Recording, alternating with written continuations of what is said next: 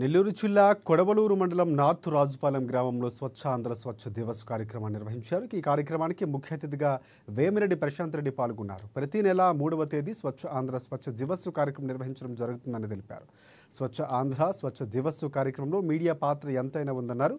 Media ద్వారా ప్రజల్లో అవగాహన కలిగించి గ్రామాలు, వార్డులు, కాలనీలో పరిశుభ్రంగా ఉంచాలని కోరారు. పరిసరాలు శుభ్రంగా ఉంచుకోవాలని, దాని కొరకు పంచాయతీ సిబ్బంది పూర్తి సహాయ సహకారాలు అందిస్తారని శాసనసభ్యురాలు తెలియజేశారు.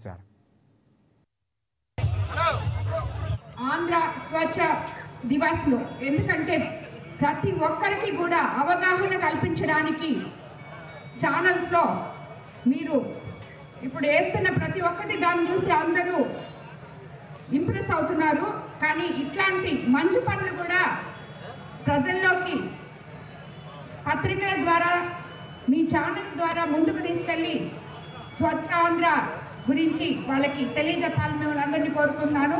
అదేవిధంగా ఈ స్వచ్ఛ ఆంధ్ర స్వచ్ఛ దివస్ లో అందరికన్నా ముఖ్యంగా మహిళలు పాల్గొని దీన్ని ముందుకు తీసుకెళ్లాలని నేను కోరుకుంటున్నాను. ఎందుకంటే పురుషులు చేయరని కాదు, మహిళలకి తమ ఇల్లు ఎంత శుద్ధంగా పెట్టుకోవాలని ఉంటుందో అదే మాదిరిగా తన చుట్టుపక్కల ప్రదేశాలు కూడా శుద్ధపరచుకునే విధంగా మీరు ప్రవర్తించాలని, 10 మందికి అవగాహన కల్పించాలని నేను కోరుకుంటున్నాను.